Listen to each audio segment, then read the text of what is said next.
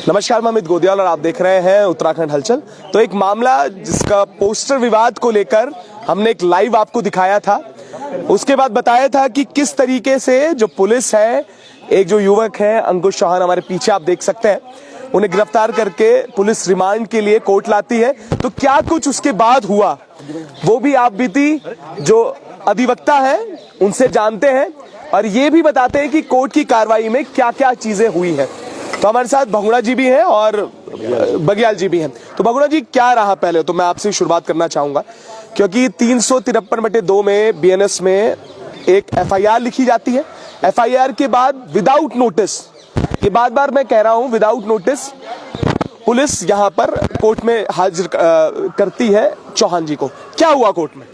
देखिए, overall court में यही बात हुई कि जो कानूनी प्रावधान है 35 बीएनएसएस का, जो कि पहले 41A का नोटिस माना जाता था सीआरपीसी में, अब बीएनएसएस में 35 हो गया। जो भी आपराधिक कार्य होते हैं जिसमें 7 साल से कम की सजा होती है, उसमें एक मैंडेटरी प्रोविजन है। रमेश कुमार की एक गाइडलाइन है, सुप्रीम कोर्ट ने दी थी कि ऐसे अपराधों में, इस तरह की जब कानूनी कार्रवाइयों में जब विवेचनाओं के दौरान या फिर एफआईआर के बाद आपको एक नोटिस देना होता है। उस नोटिस में आप ये है कि वो एक तरह से सेल्फ बॉन्ड माना जाता है कि आप न्यायिक प्रक्रिया में, कानूनी प्रक्रिया में आप जो पुलिस का सहयोग करेंगे। यहाँ पे उसका बहुत बड़ा अभाव था। तो इस अभाव को देखते हुए जो ड्यूटी मजिस्ट्रेट थे यहाँ पे, जज थे, उनके सामने जब ये रिमांड पुलिस ने रखी तो उसमें इस तरह का हम सारी चीजें जो रमेश कुमार की गाइडलाइंस है, सबको लेके आर्गुमेंट्स में बात हुई। तो उनके द्वारा भी कहा गया कि हमने नोटिस दिया, मगर उस नोटिस की जो प्रक्रिया थी, नोटिस देने का जो उनकी जो प्रोसेस में उन्होंने मेंशन किया था, वो सब बहुत ज्यादा सेटिस्फैक्टरी नहीं था कोर्ट की नजर में भी। तो इसलिए जो है बेल की बात नहीं हो रही है, रिमांड कैंसिल हो गई है। बिल्कुल। तो रिमांड कैंसिल होने का मतलब ये डायरेक्टली यही बात कही जाती है कि पूरी प्रक्रिया जो थी वो न्यायिक तरीके से सही नहीं थी। तो आज अब ये जो है बाहर है और बिल्कुल ट्रायल लड़ने के लिए भी तैयार है। सरकार के सामने जो ये मुद्दा आया था जिसमें एफआईआर हुई थी, उस एफआईआर के ट्रायल लड़ने के लिए भी तैयार है। अच्छा भगुड़ा जी, देखिए ये तो बेलेबल ऑफेंस था, ये तो सब जानते हैं, पर मैं एक सवाल इसलिए कह रहा हूँ क्योंकि लोगों के बड़े सवाल थे। पुलिस रिमांड की जो बात हो रही थी, तो क्या वो सही थी लीगल टर्म्स में? नहीं, पहले तो मैं एक चीज करेक्ट कर देता हूँ। 353 सब क्लॉज 2 एक नॉन बेलेबल ऑफेंस है। नॉन बेलेबल है, इसमें सजा 3 साल की जरूर है, मगर क्योंकि इसकी सजा 3 साल की है तो ये नॉन बेलेबल होने के बाद में भी इतना बहुत ज्यादा ग्रीवियस हीनियस क्राइम नहीं है जिस वजह से इनको कस्टडी में लिया जाए। ठीक है। तो वैसे ये बिल्कुल नॉन बेलेबल ऑफेंस है। मगर नॉन बेलेबल ऑफेंस का मतलब ये नहीं है कि आप इस पर्टिकुलर प्रक्रिया के थ्रू आप चलेंगे। यहाँ पे 35 का जो नोटिस है वो प्रावधान बहुत मैंडेटरी है और आप उससे नकार नहीं सकते। पुलिस प्रशासन के द्वारा ये किया गया है कि आपने ये नोटिफिकेशन बोला है कि हमने 35 देने के प्रयास किए हैं, आपने लिए नहीं, मगर इसके कोई सबूत वहां में मौजूद नहीं थे कि इन्होंने उसको नकारा हो देने से। न्यायिक प्रक्रिया का हिस्सा है, वो एक समझदार युवा है, उन्होंने उस प्रक्रिया का हिस्सा बनने के पूरी प्रयास किए, मगर कहीं कहीं पुलिस की खामियां थी, जिन जो खामियां नहीं होनी चाहिए अमूमन, क्योंकि उसमें स्टेट का फंड लगा।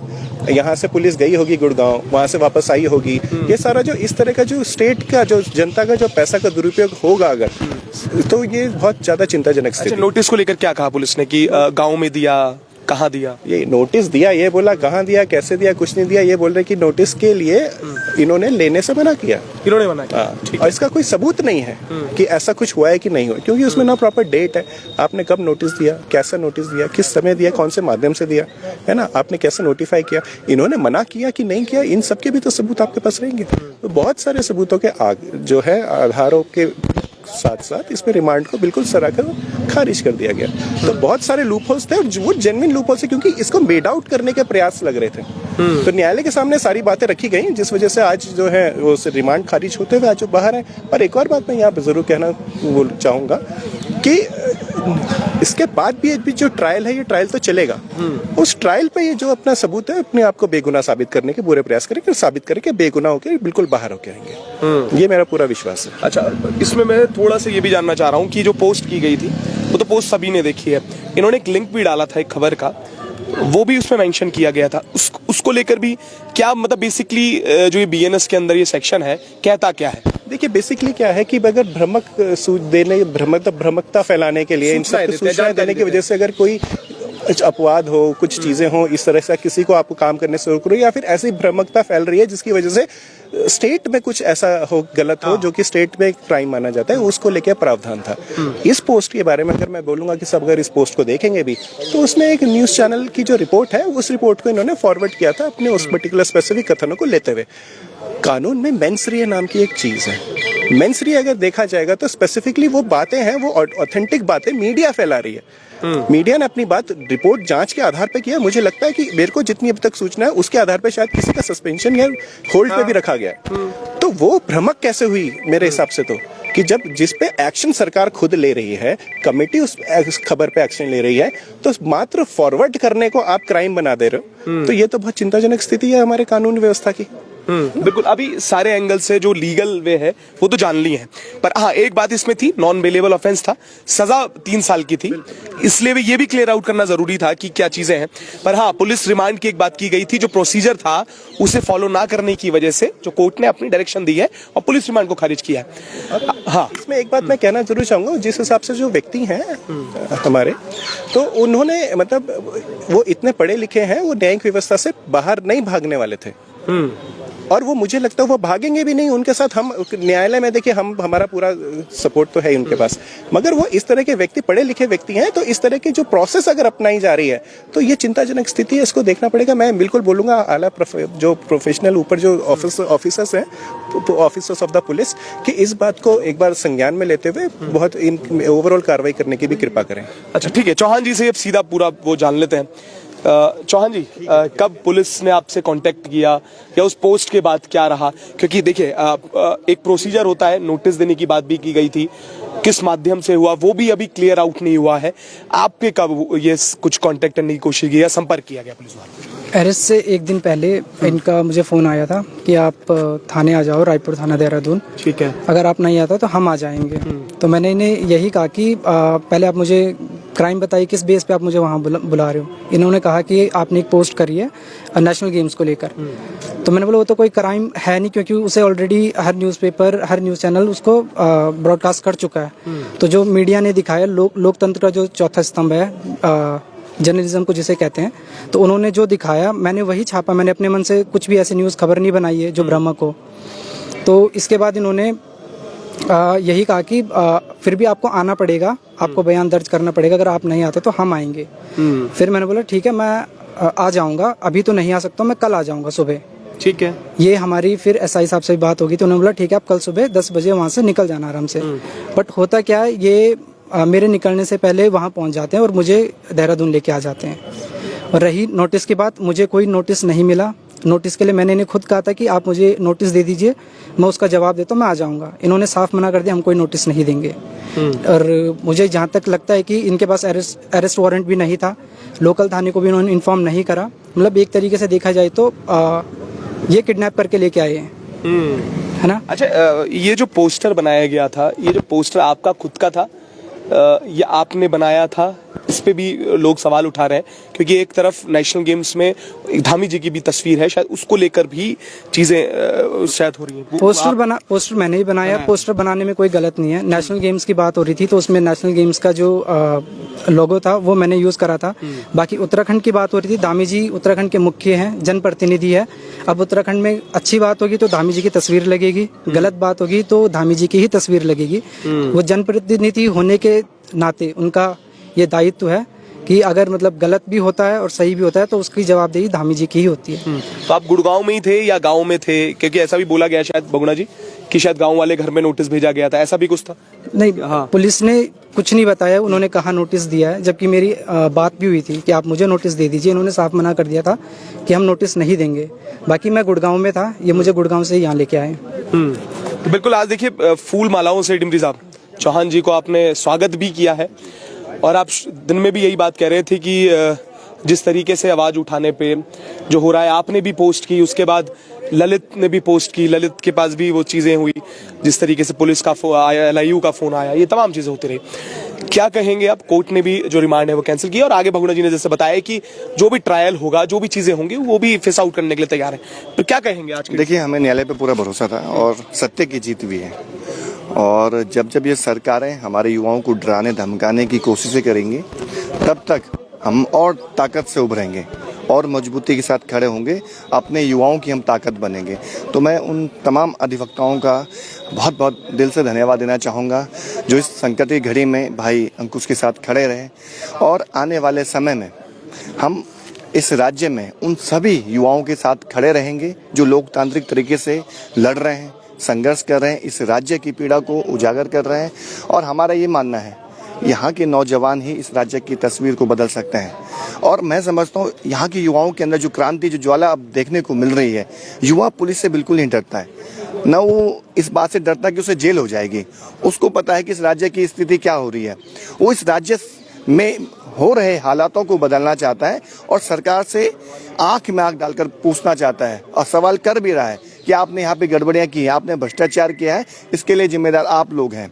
अगर आप हमारे खिलाफ कोई कानूनी कार्रवाई करते भी हैं तो भी हम अपनी लड़ाई को जारी रखेंगे। तो अंकुश भाई ने भी ये संदेश दिया है। आयुष रावत जी हमारे साथ में हैं, जिन्होंने मुख्यमंत्री का मीम बनाया था, बाद इनको अरेस्ट किया गया, इनको भी जेल के सलाखों के पीछे भेजा गया। लेकिन आज देखिए समर्थन में काशीपुर से आयुष रावत जी अंकुश भाई के समर्थन में आए।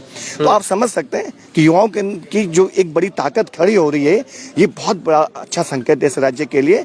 आने वाले समय में जो ये डराने धमकाने काम कर रहे हैं, अब सरकार को भी समझ में आना चाहिए कि इस राज्य के युवा आपकी गीदड़ भभकियों से डरने वाले नहीं है। हाँ, और आज मैं आयुष रावत की ही बात करता हुआ आ रहा था और अचानक आप समर्थन के लिए भी आ गए। क्या कहेंगे, क्योंकि प्रकरण लगभग वैसा ही है, कुछ चीजें जो चौहान जी ने की वैसे ही कुछ आपके साथ हुआ था। क्या कहेंगे आज की? जैसे कल रात को मैंने लुसुन भाई की एक वीडियो देखी कि ऐसा ऐसा प्रकरण हो गया है, तो मैं तुरंत मैं रात को निकलने वाला था पर मेरे पास कोई साधन नहीं था, तो इसलिए मैं सुबह आया यहाँ भाई के सपोर्ट में, क्योंकि मेरे साथ भी सेम चीज़ हुई थी। मैंने भी एक नॉर्मल से 5-6 सेकंड का मीम बनाया था उसमें, और उस मीम के अंदर उत्तराखंड के जन मुद्दों को उजागर किया गया था। कोई जो उस टाइम पे एक मुद्दा चल रहा था केदारनाथ मंदिर को दिल्ली में बनाने का, वो भी उसमें शामिल था। तो ऐसी मैंने भी एक वीडियो पोस्ट की थी जिसके लिए मुझे तुरंत सुबह मैंने पोस्ट किया और शाम को मुझे पुलिस उठा के ले गई थी, जहाँ मुझे मारा पीटा भी गया था वहाँ, और एक रात मुझे पूरा हवालात में रखा। अगले दिन खुद ही बेल करके छोड़ दिया था। कोई कोर्ट में पेशी नहीं हुई, कोई कुछ नहीं हुई।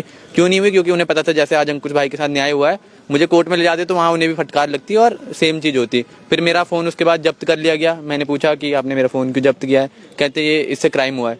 क्राइम तो उसे कहते हैं ना, किसी को पेट में मैंने चाकू थोड़ी मार दिया, किसी को धमकी दी उससे, किसी को गाली गलौज की, कोई उल्टा सीधा शब्द यूज़ किया उससे, कोई नॉर्मल सा मीम है। आजकल आप देखेंगे दिल्ली में चुनाव चल रहे थे और उसी बीच बीजेपी के पेज से, ऑफिशियल पेज से सेम मीम्स जो जैसे मैंने पोस्ट किया था वैसे हजारों की संख्या में रोज मीम्स अपलोड होते हैं वहाँ, और कभी किसी की शक्ल किसी पे लगा दी जाती है, कभी किसी की शक्ल किसी पे लगा दी जाती है। तो मेरा ये कहना है कि अगर हम करें तो वो गुनाह है और आप करें तो वो गुनाह नहीं है।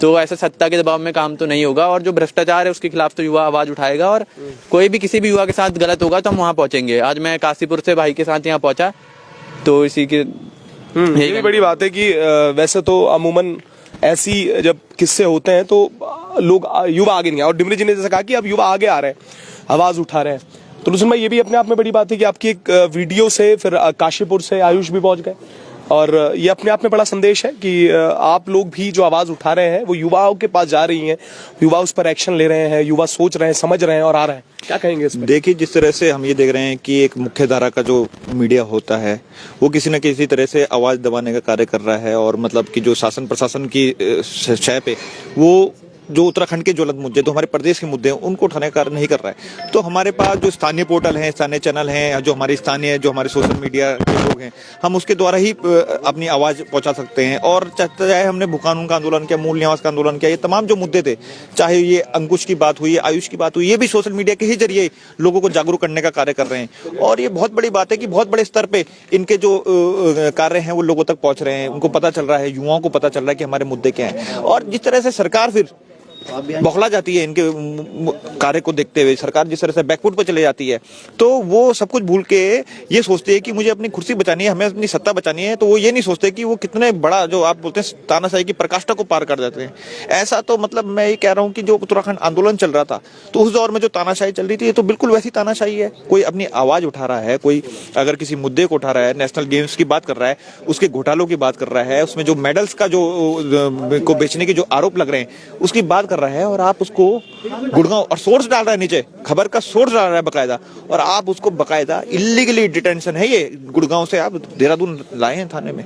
वो तो जैसे ही हमें पता चला, हमारी टीम के लोग वहां चले गए और हमने बकायदा अंकुश से बात करें कि वो ठीक है नहीं है, तो वहाँ जब उनको भी प्रशासन को भी लगा कि नहीं कि इसके साथ लोग हैं, और लगातार हम रात को वहाँ बने रहे। मूल निवास संघर्ष समिति की टीम आई, पहाड़ी स्वाभिमान सेना के लोग आए, तो लगातार वहाँ एक जो दबाव बनाने का कार्य किया पुलिस प्रशासन पे। और आज जो मैं अधिवक्ताओं अपने साथियों का बहुत बहुत धन्यवाद देना चाहता हूँ, उन्होंने इस मुद्दे पे लगातार साथ दिया और पूरा का पूरा उन्होंने, जो अधिवक्ता हमारे भाई लोग थे, साथी थे, उन्होंने पूरा का पूरा इस मुद्दे पे जो मजबूती से अपना पक्ष रखा। और जिससे पता चलता है कि अब जो उत्तराखंड की जो जनता है, उत्तराखंड का जो युवा है, उत्तराखंड के तमाम विभिन्न क्षेत्रों के लोग हैं, वो अब समझ चुके हैं कि किस तरह से अब उत्तराखंड के जो हाल हैं वो गर्त में जा रहे हैं। इसलिए अब एकजुट होने का समय आ गया है। और ऐसी सिर्फ अंकुश नहीं हो गए, आयुष नहीं होंगे, अब हर जिले से ऐसे युवा बाहर आएंगे, ऐसे युवा अब निडर होकर आएंगे। और चाहे वो नेशनल गैस में हो रहा घोटाला है, पूरे प्रदेश के घोटालों की बात करेंगे और किस तरह से मूल निवासियों को यहाँ अधिकारों पर कुठाराघात कर रहा है। सब तरह के घोटाले अब प्रदेश भर में और भी दुगनी चौगुनी रफ्तार से खुलेंगे। बिल्कुल, दुगनी चौगनी रफ्तार से जो है घोटाले खोलने की बात कह रहे हैं। अब अपने आप में बड़ी बात है कि आयुष रावत काशीपुर से पहुंचे हैं अंकुश चौहान के समर्थन में। वहीं कोर्ट से जो पुलिस रिमांड है वो खारिज कर दी गई है। आगे ट्रायल में क्या होता है वो भी देखने वाली बात है। पर अब एक नया अध्याय लिखा गया है और ये एक संदेश गया है तमाम युवाओं तक, जो किस तरीके से जो पोस्टर विवाद हुआ और उसके बाद से जो सारी चीजें निकल कर आई हैं। तो एक तरह से जो सोशल मीडिया पे हम चीजें लिख रहे हैं और जिस तरीके के एक्शन होते हैं उस पर भी युवाओं को एक संदेश दिया गया है कि हमेशा जो गलत की बात हम कहते हैं वो हमेशा युवा ही गलत नहीं होता। ये एक बड़ा संदेश कोर्ट ने भी दिया है। हम भी लगातार इस पर अपडेट करेंगे कि आगे ट्रायल में क्या रहने वाला है, क्या कुछ होता है। तब तक ले जुड़े रहिएगा और देखते रहिएगा उत्तराखंड।